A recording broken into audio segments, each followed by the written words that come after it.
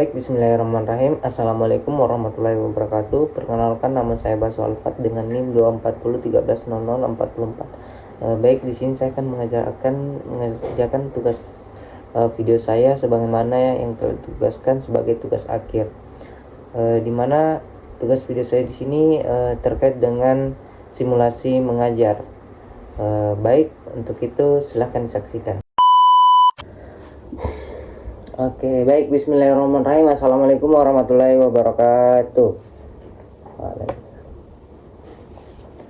Bagaimana kabarnya anak-anak hari ini? Baik, Ji. Ada yang tidak hadir? Banyak. Kenapa tidak ada yang hadir di kelasku? Kalau saya mengajar pasti banyak yang tidak hadir. Bagaimana? Tidak ada yang suka saya kah? Kenapa ya? Oke, kalau begitu sebentar saya absen, Di. Oke.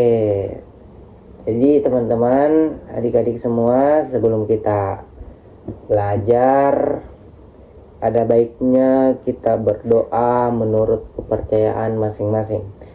Karena mungkin saya terlalu killer jadi guru, terlalu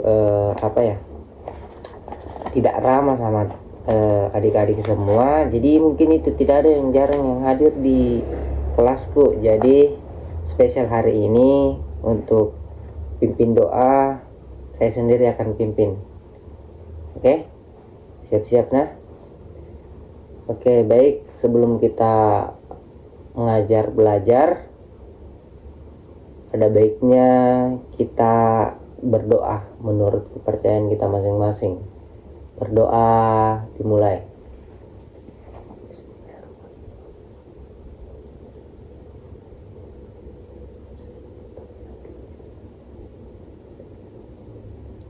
Doa selesai. Oke. Seperti saya janjikan tadi, kita akan absen karena banyak sekali yang tidak hadir di kelasku. Ada juga yang izin lah, alpa lah. Ayo kita absen toh. Oke. Dengarkan namanya nah. Abdul Muthalib. Hadir. Andika Hermansyah. Hadir. Andi. Hadir.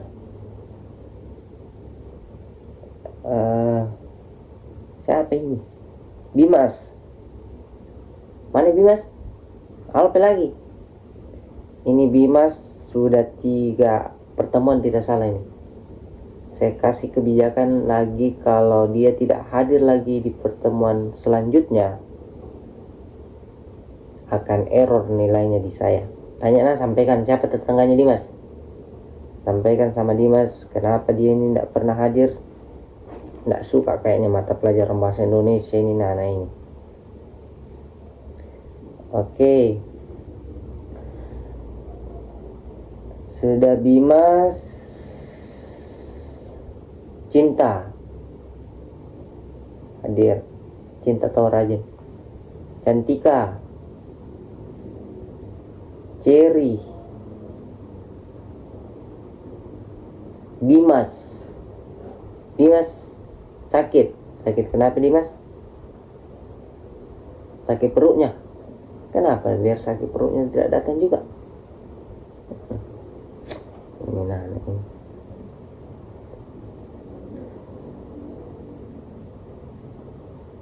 Dirga. Hadir. Fitri. Fauzia. Fatih. Fikram. Hadir semua Ji. Vina. Kenapa Vina? Izin kemana? Dijenguk kakeknya rumah sakit. Oh iya.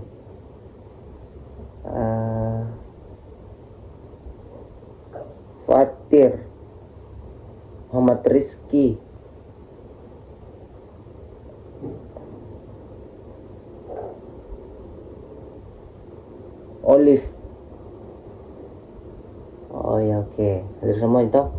berarti tadi ada beberapa yang tidak hadir teman-temannya, jadi sampaikan kepada teman-temannya yang sempat hadir hari ini, jangan patah semangat ya, tetap belajar, rajin belajar karena ilmu itu mahal.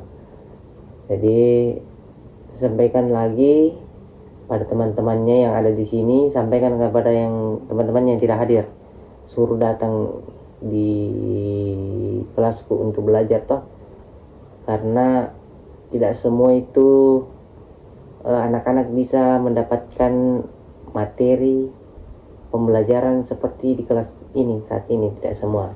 Jadi untuk teman-teman patut kita syukuri karena kalian masih bisa ada di sini, masih bisa melakukan proses pembelajaran. Padahal sesuatu yang kalian tidak mau sekali, saya tahu kalian pasti tidak mau, tidak suka, mungkin ada mungkin malas, jenuh dalam proses pembelajaran, tapi tidak semua anak-anak seperti kalian bisa mendapatkan materi seperti yang kalian lakukan saat ini. Oke, sebelum kita melangkah ke pembelajaran inti, saya mau bertanya dulu, ada yang tahu apa itu karya sastra? Karya sastra. Oke, apakah karya sastra? Dimas tadi bicara apa itu karya sastra? Iya, betul sekali, karya imajinatif toh. Iya, intinya begitu. Dan salah satu pengertian karya sastra itu adalah karya yang imajinatif. Oke, betul. Tapi kita tidak terlalu membahas tentang karya sastra di sini, tapi unsur dalam karya sastra itu sendiri. Jadi kita akan membahas tentang unsur intrinsik dan ekstrinsik pada karya sastra. Ada yang pernah dengar unsur intrinsik ataupun ekstrinsik pada karya sastra? Jadi kita akan fokus pada dua unsur ini dalam karya sastra. Kita akan belajar mengenal apa itu intrinsik dan unsur ekstrinsik pada karya sastra. Sebelumnya ada yang suka menulis semacam nulis puisi kah, nulis cerpen di sini. Kenapa tidak suka? Harus kalian suka. Karena untuk jadi orang hebat itu mulai dulu dengan hal-hal sederhana, contohnya seperti menulis. Kita harus tahu bagaimana caranya orang menulis dengan baik dan benar, menulis karya sastra yang menarik untuk dibaca. Jangan sampai dengan tulisannya kalian itu kalian bisa menemukan jati dirinya, menemukan bahwasanya saya diciptakan di dunia ini ternyata sebagai seorang sastrawan, penikmat sastra. Bisa juga menjadi penulis sastra. Bisa juga jadi seniman. Keren itu. Jangan sampai dari hal-hal pertama dipaksa jika menulis sama ibu guru, bapak guru, ternyata jati diriku ternyata seorang penulis. Kan keren tuh. Itu makanya mulai dulu dari hal-hal yang kecil. Kalian menulis saja tidak perlu benar dan salahnya, tidak ada yang peduli itu. Mau benar mau salah tidak ada yang peduli. Yang penting hasil karyanya kalian. Karena sebenarnya seorang penulis itu, saya jelaskan sedikit, kita bercerita dulu sedikit. Seorang penulis itu tidak ada yang, seorang penulis itu teman-teman, dengan caranya kita menulis, katanya ini udah cerita juga seorang penulis, karena saya sendiri bukan seorang penulis, tapi saya penikmat sastra, saya suka baca-baca karyanya orang. Tapi katanya ini dia bilang itu penulis novel, penulis puisi, katanya kalau menulis sastra itu bisa kita luapkan emosi tak di karya tulis tak. Bisa kita marah-marah di situ di hasil tulisan di puisi di cerpen bisa.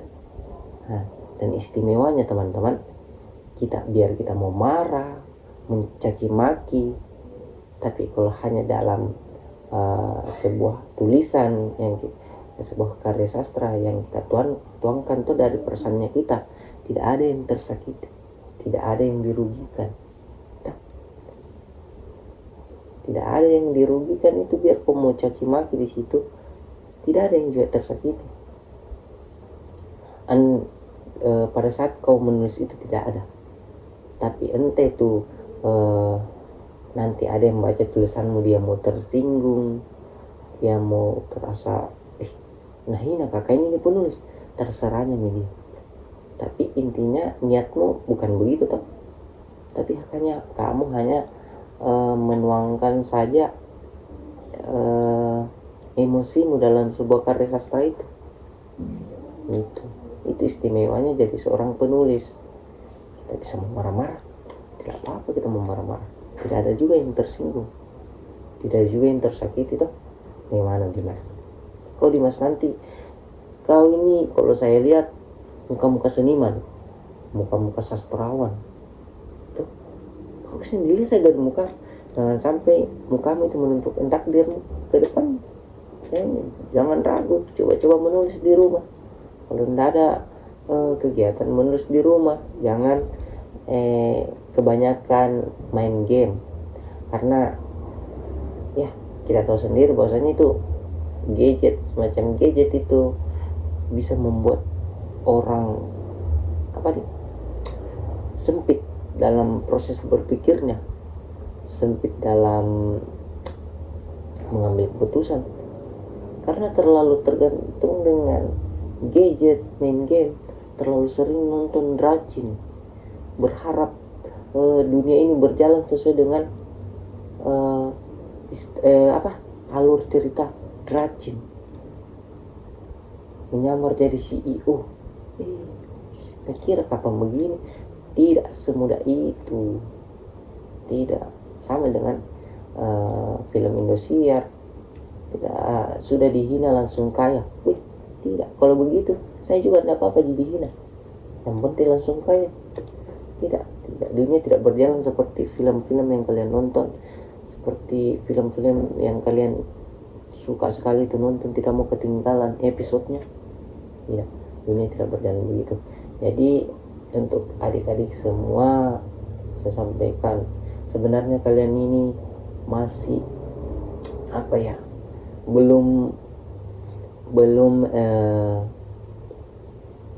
belum masuk di dunia yang sebenarnya.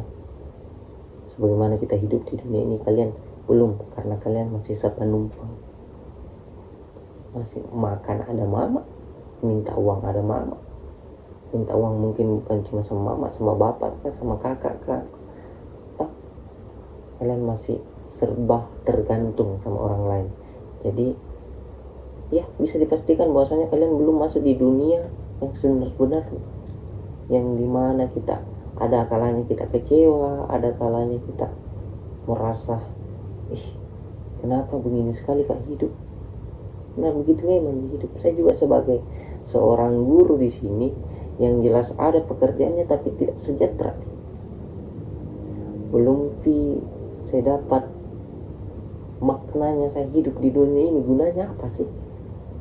Tapi yang patut saya syukuri karena saya masih bisa memberikan ilmu sedikit, bisa memberikan ceramah seperti ini di depannya kalian, supaya kalian bisa termotivasi bagaimana kedepannya, bagaimana plannya mau kedepannya toh, supaya ada gambarannya kalian. Saya ceritakan saja, saya bicara saja tentang realitas kehidupan, sebagaimana kita hidup di dunia ini.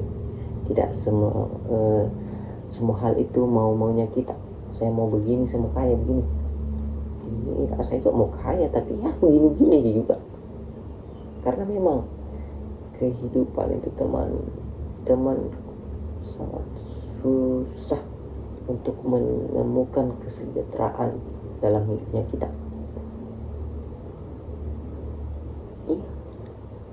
Iya jelas, semua di dunia ini tidak semena-mena maunya kalian. Ada kalanya kalian kecewa, itu saja toh.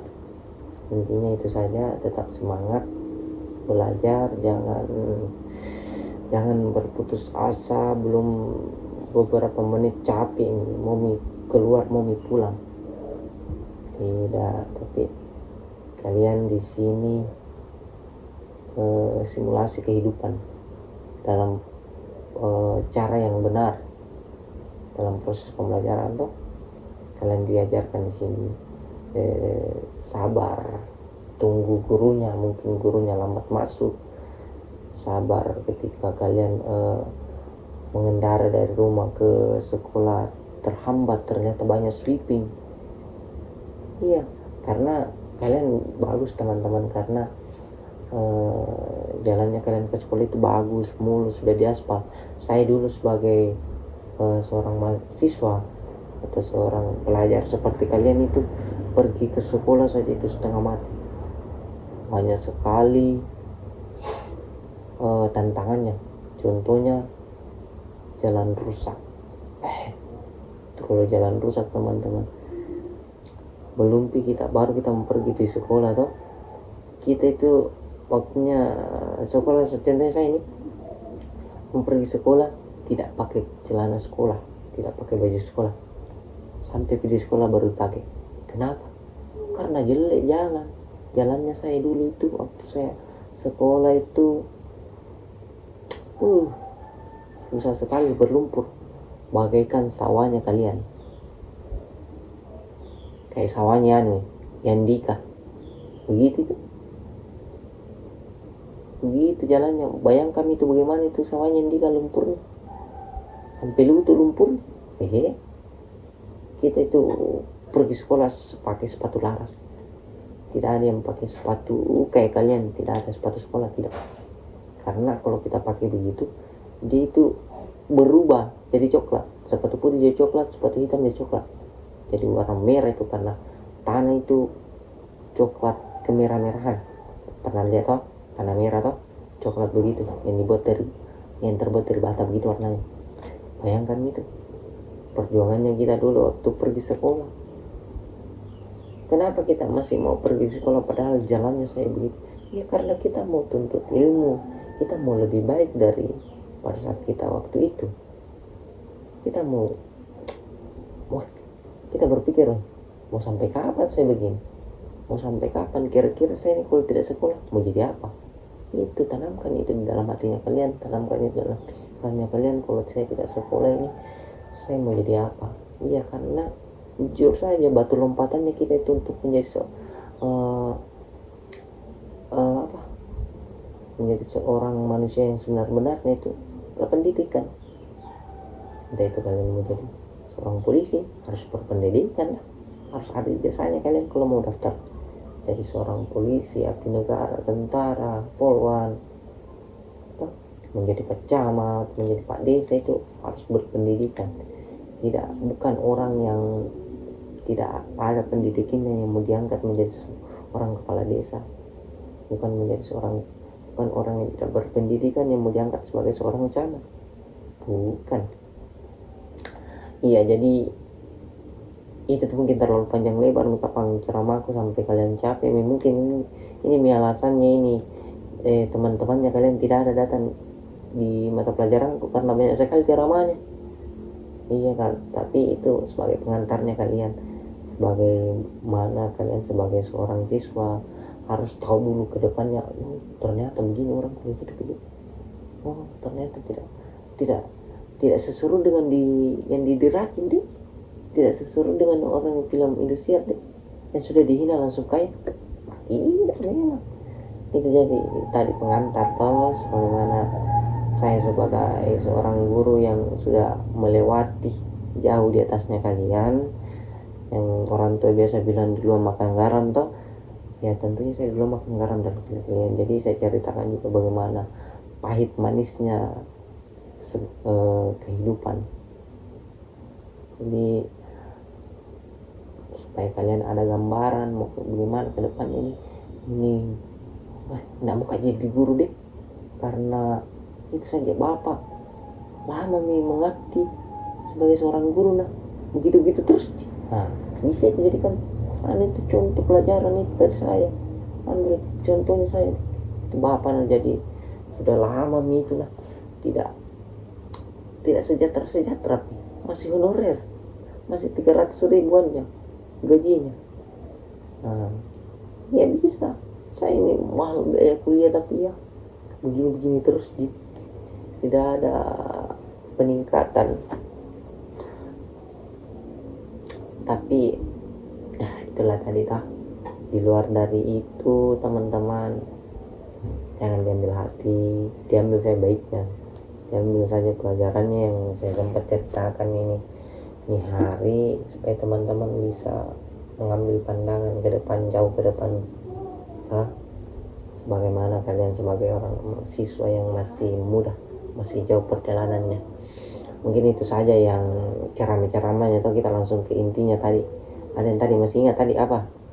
Gimana tadi yang kita membahas? Sebelum kita menuju ke pembelajaran inti, pembelajarannya kita hari ini, saya mau sampaikan dulu tujuan pembelajarannya kita. Jadi saya di sini bertujuan untuk bagaimana teman-teman semua, siswa-siswaku semua bisa paham apa itu untuk unsur intrinsik dan ekstrinsik, dan juga kalian bisa membedakan apa itu unsur intrinsik dan ekstrinsik. Jadi itu tujuannya pembelajarannya saya di sini sebagai seorang guru, dan tentunya saya harapkan itu bisa tercapai pada kelas ini hari ini. Dan langsung saja toh, jangan banyak basa-basi, karena mungkin kalian itu mungkin kalian membuat jenuh dan bosan masuk di kelas karena terlalu banyak mungkin basa-basinya. Jadi langsung saja, apa itu kira-kira unsur intrinsik dan ekstrinsik?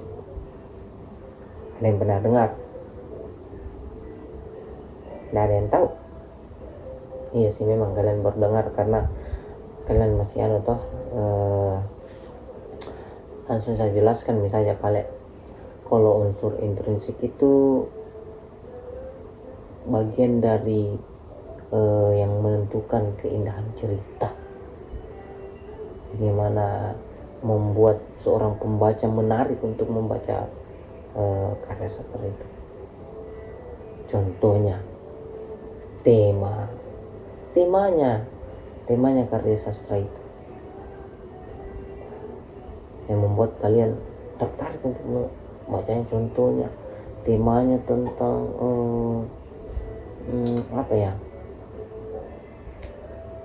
ayam. Contohnya ayam, temanya tentang ceritanya itu membahas ayam lah. Nah, temanya itu yang membuat kalian bisa membaca ini tentang ayam, rupanya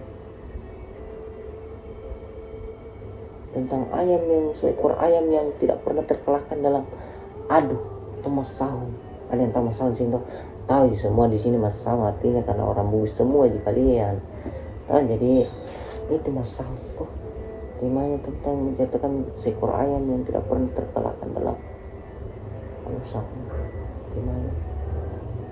Kemudian alurnya, itu interaksi alur, bagaimana perjalanan seekor ayam ini sehingga dia tidak pernah terkalahkan. Apakah dia ini pernah ada bentuk latihan khususnya kan, dilatih sama pemiliknya seorang bapak-bapak. Nah, itulah alur, ceritakan perjalanannya ayam ini sampai di mana dia tidak pernah terkalahkan, di mana, dan pada akhirnya intinya ini endingnya mau ini ayam terkalahkan atau tetap menang. Nah, begitu. Itulah alur, itu bagian dari unsur intrinsik. Kemudian karakternya, tokohnya misalnya, ayam juga bisa jadi tokoh dalam cerita. Ini ya, bagaimana karakternya ini seekor ayam, apa yang teraskan? Apa memang dia sering seorang karakter ayam yang tidak pernah terkalahkan dengan, karena dia memang berwibawa kah? Bisa jadi. tergantung penulisnya, entah mau dijadikan apa ini ayam di dalam, entah ini ayam yang berbicara kah, atau sakti kah, atau gimana, bisa kebal kah dalam artian kebal benda tajam. Itu bisa. Nah, kemudian settingnya apa yang tahu ada nih setting ini, setting HP kamu, setting apa, setting ini latarnya dalam sebuah cerita itu di mana kira-kira tempatnya ini ayam di mana. Contohnya di sini Kidiano di kampungnya Andika bisa Pilamboy. Ini perjalanannya asal usulnya ini ayam ternyata adalah seekor ayam hasil perkawinan silang antara ayam bangkok dan ayam paliping yang berada di Sapilambo. Dan perjalanan ayam ini hanya keliling Sapilambo saja hingga sampai di keliling Sulawesi Tenggara. Berarti latarnya di mana? Latarnya di Sulawesi latarnya, nggak mungkin di Papua, tidak mungkin tak. Itulah bagian dari unsur intrinsik latarnya yang menentukan juga itu. Kita tertarik, ada ayam di sini di sebelah begitu. Nah begitu kan. Kemudian gaya bahasanya bagian dari unsur intrinsik. Contohnya bagaimana caranya itu orang pemiliknya atau ini ayam bisa berbicara, ceritanya lah gimana cara berbahasanya, apakah dia logat logat ada logat Bugisna, ada logat lagi. Itu adalah bagian untuk intrinsik. Kemudian pesan moralnya, pesan yang disampaikan ini dalam sebuah karya sastra. Cerpen misalnya, itu cerpennya tadinya si ayam jago ini sampaikan pesannya, moralnya. Contohnya karena ini ayam tidak pernah terkalahkan karena dia sering berlatih dan percaya diri, selalu fokus dengan tujuannya, selalu mempersiapkan 2 langkah ke depan daripada lawannya. Pesan moralnya apa? Pesan moralnya kita harus bersiap-siap sebelum menghadapi apapun itu. Kita harus teguh dengan apa yang kita akan hadapi, dan kita akan konsisten pada diri kita sendiri. Sebagaimana ini seekor ayam yang sering latihan, konsisten dia terus latihan supaya dia menang.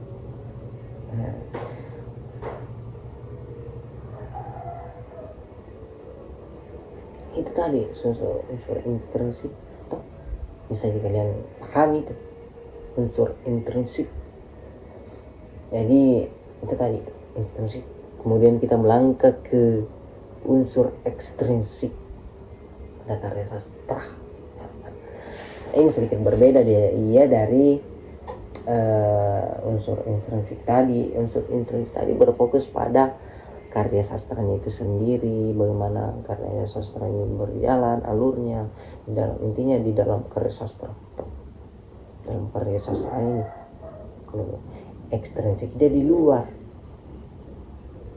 Contohnya konteks sejarah dan sosial, itu adalah unsur ekstrinsik. Jadi maksudnya ini adalah di mana pada saat apa itu karya sastra ditulis. Pada saat apa contohnya? Pada saat ditulis karya sastra ini pada saat konflik antara masyarakat dan pemerintah, di mana masyarakat merasa tidak sejahtera ketika seorang pemerintah ini yang memerintah. Nah, pada saat menulisan karya sastra itu bisa sangat berpengaruh. Bisa contohnya pada saat menulis karya sastra itu ternyata karya sastra itu dijadikan sebuah kritik terhadap pemerintah. Itulah dia konteks sejarah dan sosial. Nah, kemudian kehidupannya penulis, apakah ini memang contohnya tadi karya sastra ayam jago, apakah ternyata ini penulis memang ini seorang pasang memang, atau orang yang suka mengadu ayam, judi ayam. Itu bisa sangat berpengaruh dalam penulisan karya sastra ini. Ini sangat berpengaruh teman-teman, walaupun dia dari luar toh, kan ekstrinsi kan intrinsi kan di dalam, kalau ekstrinsi kan di luar. Kemudian kritik sastra,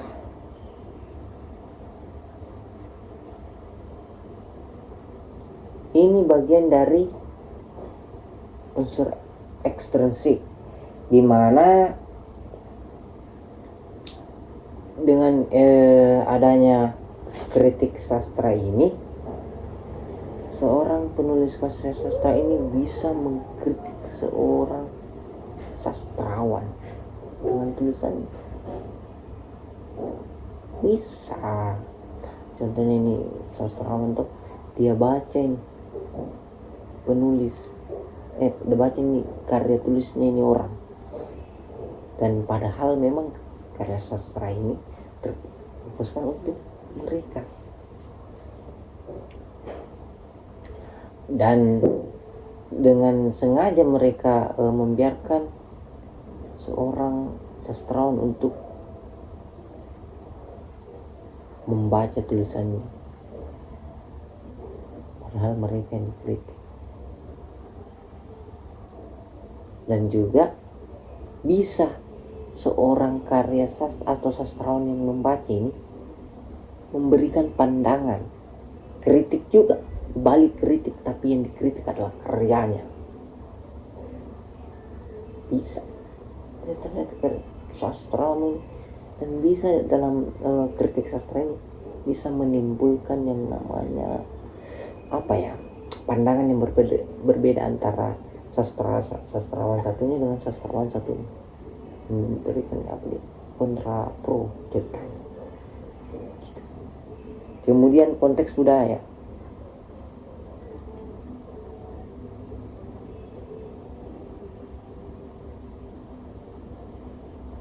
konteks budaya di sini, di mana karya sastra ini berkaitan dengan budaya-budaya seorang pembaca. Misalnya, saya adalah seorang suku Bugis, yang satunya adalah suku Tulang. Ini bisa berbeda pandangan terhadap. Kemudian unsur ekstrinsik selanjutnya adalah respon publik dan popularitas. Ini terkait dengan seberapa banyak orang yang suka dan sebagaimana masyarakat umum menerima karya sastra kita. Bagaimana, apakah dia suka, apakah dia tidak suka, dan apakah karya sastra ini menimbulkan semacam penistaan agama, misalnya membuat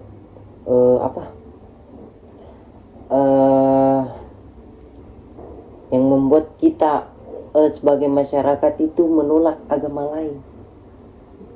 Itu sangat berbahaya itu. Jadi tidak sembarang orang yang menulis. Memang kita sebagaimana seorang sastrawan itu bebas untuk menulis apa, tapi lihat juga responnya masyarakat, apakah ada bentrok gara-gara karya sastra itu sangat berbahaya. Jadi itu tadi penjelasan terkait dengan unsur intrinsik dan ekstrinsik. Selanjutnya kalian paham toh?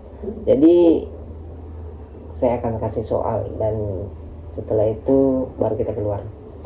Jadi saya akan kasih soal yang bentuknya esai ya, kurang lebih 5 nomor. Oke, jadi saya panggil dulu ketua kelasnya. Ya, sini, Cinta. Cinta, ini bagikan sama teman-temanmu. Sebentar saya ambil ya. Saya kembali dulu ke kantor, ada urusan sedikit. Ini bagikan, nah nanti saya ambil kembali. Oke.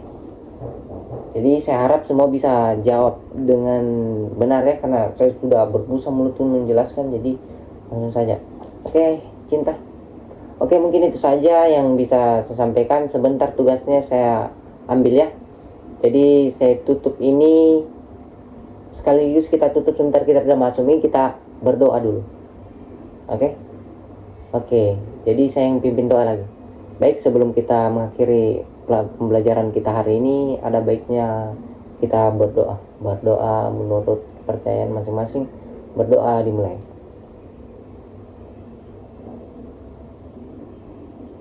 Berdoa selesai.